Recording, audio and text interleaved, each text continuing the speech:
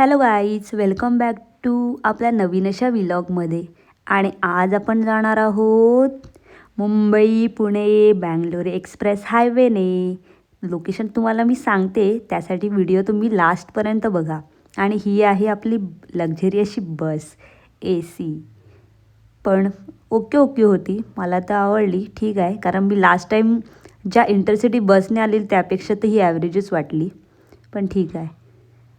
पण हा प्रवास जवळजवळ अराऊंड 20 ते 25 तासाचं होणार आहे, असं मला तरी वाटते. आणि बस निघाली आमची. मुंबईमध्ये भरपूर ठिकाणी स्टॉप होते, काहीतरी टाईमपास पाहिजे म्हणून. हे बघा काय, आम्ही मेहंदी काढायला लागलो आहे, कारण आम्हाला जायचं आहे ॲक्च्युली लग्नासाठीच. तर काहीतरी हाताला मेहंदी, विदाऊट मेहंदी लग्नामध्ये अलाव करणार नाही ना, मग काढली थोडीशी मेहंदी. आणि हा जो रूट आहे हा तुम्हाला माहिती आहे का, कोणतं लोकेशन आहे? ज्यांना ज्यांना माहिती असेल त्यांनी कमेंटमध्ये सांगा मला.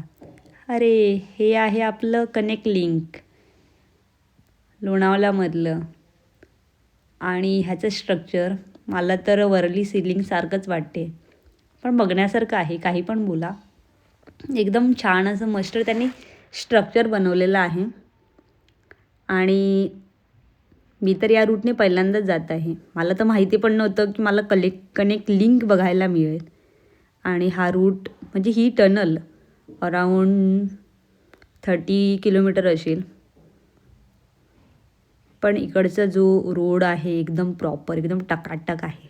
गाडी एकदम कशी स्पीडने जाते, 80, 100, 120च्या स्पीडने. एवढा सारा प्रवास करून भूक पण लागलेली, तर आमची बस थांबली एका हॉटेल ठिकाणी. आणि तिथे आम्ही मस्तपैकी रात्रीचं जेवण करून घेतलं. प्युअर व्हेज हॉटेल होतं आणि हा फ्राईड राईस पण मस्त होता. मग आम्ही बसमध्ये बसले, मस्त झोपून उठले आणि सकाळी फक्त तर कुठे पोचलेले, कर्नाटकमध्ये. कारण आम्ही चाललेलो आहोत बँगलोरला. आणि तिथे एका हॉटेलमध्ये मस्तपैकी आम्ही सकाळचा नाश्ता केला. आणि हा जो डोसा आहे, या डोस्याची टेस्ट तुम्हाला कुठेच मुंबईमध्ये मिळणार नाही. मस्त तोंडामध्ये टाकलं की विरघळत होता. आणि हिने सकाळीच 9 वाजता आईस्क्रीम खायला लावलेलं आहे. आणि हिची काय, कालपासून जी मेहंदी काढते ती अजूनपर्यंत कंप्लीट झालेली नाही. कर्नाटकमध्ये मी एक ऑब्झर्व केलं की मला इथे फक्त नारळीची झाडं आणि सुपारीची झाडं दिसतात. बरोबर, आपल्या महाराष्ट्रामध्ये जसे आंबे वगैरे फेमस आहेत, तिथे ऑब्व्हियसली नारळ, सुपाऱ्या वगैरे फेमस आहेत. ही आहे रिद्धी, हिच्यासोबत आणि माझ्या ताईसोबत आम्ही बँगलोरला आले. अराऊंड 4 to 5 hours आमची बस लेट झाली. त्याच्यामध्ये पण ही कॅब भेटत नव्हती इन द सेन्स, जे समोरचे फॅमिली मेंबर होते ते आम्हाला कॅब बुक करून देत नव्हते. आणि इथे एकतर लोकांना इंग्लिश येते, नाहीतर त्यांना त्यांची बँगलोरी लँग्वेज येते. ते काय आम्हाला कळत नाही अंडूगुंडू काय. फायनली कॅबमध्ये बसले आणि आम्ही पोचले त्यांच्या लोकेशनवर, म्हणजे त्यांच्या घरी. मस्तपैकी फ्रेशनअप झाले आणि जेवून घेतलं. जेवण आम्ही किती वाजता केलं असेल माहिती आहे? 5 वाजता. आणि तिथे मला कामाला बसवलं. हे बघा काय, गजरे करायला, कारण आम्ही इथे लग्नासाठी आलेले. मग काहीतरी काम केलं पाहिजे.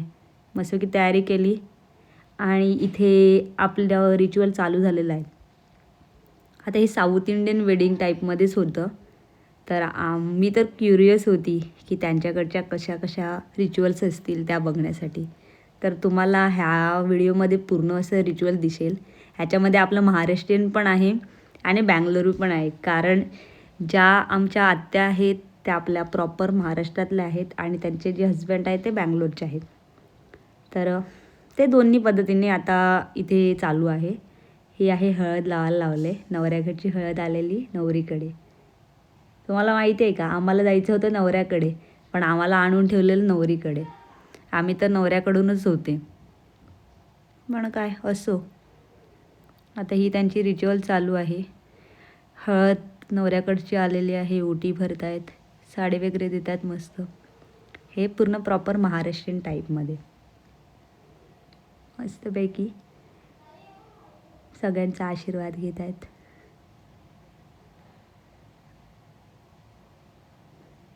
तसं महाराष्ट्रामध्ये आणि बँगलोरमध्ये ऑलमोस्ट रीती सेमच असतात, एवढं काही खूप वेगवेगळे नाही आहे.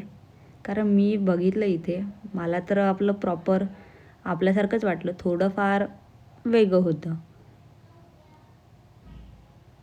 म्हणजे कारण आपल्याकडे एकदम कसं हळदीला डान्स वगैरे, मस्त जेवण मटणाचं वगैरे, पण इथे प्रॉपर व्हेज जेवण, ते पण साऊथ इंडियन टाईपमध्ये, इडली सांबार डोसा.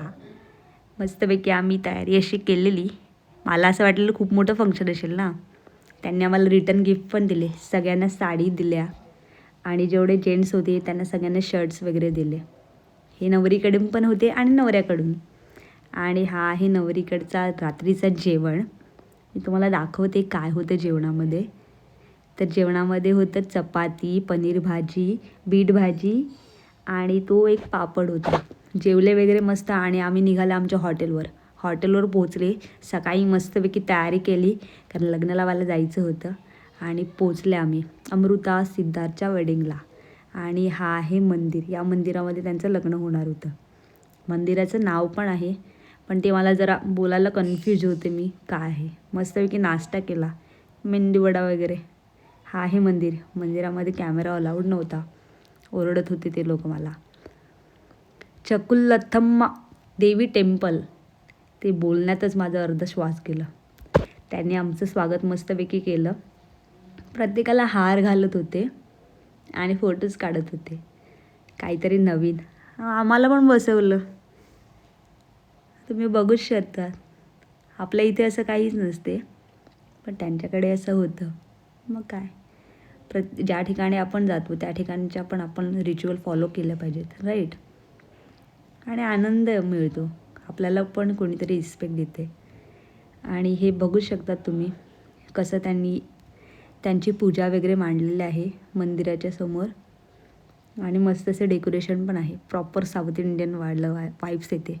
आणि हा आपला ग्रूम सिद्धार्थ दादा आलेला आहे. आणि त्याच्या पाठोपाठ त्याची ब्राईड पण येणार आहे, ज्यांच्याकडे आपण रात्री गेलेले. ही आलेली आहे नवरी, अमृता वहिनी. प्रॉपर साऊथ इंडियन लुक, एक नंबर. किती छान दिसते, क्यूट. बघा तुम्ही, आपल्याकडचं आणि त्यांचं हे प्रॉपर धोतीवाला लुक, मस्त असं.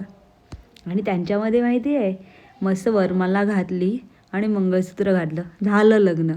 आणि आपल्या इथे मंगलाष्टक, वरमाला, त्याच्यानंतरच्या विधी, खूप सारं. बापरे, इथे फक्त अशी पूजा मांडली आणि एवढंच, झालं लग्न. मला असं वाटलं किती मोठं लग्न आहे, किती मोठी परंपरा. कारण आपण मूवीमध्ये जसं बघतो तसंच आपण इमॅजिन करणार ना. तर तसं इथे काहीच नव्हतं. तरी पण आपले जे महाराष्ट्रीयन असतात पद्धती, ते तर फॉलो केल्याच. मस्त बाशिंग बांधली, हाताला ते काकणं बांधलं, कारण मामा महाराष्ट्रातले होते. झालं लग्न. चला जेवण वगैरे करून घेऊया. आणि जेवणामध्ये हे बघा, केळी वगैरे, प्युअर व्हेज हां, साऊथ इंडियन. मस्त असं जेवण झालं आणि रिसेप्शन पण आम्ही अटेंड केलं. आता भेटूया आपण नवीन अशा मिनी व्लॉगमध्ये. Bye bye.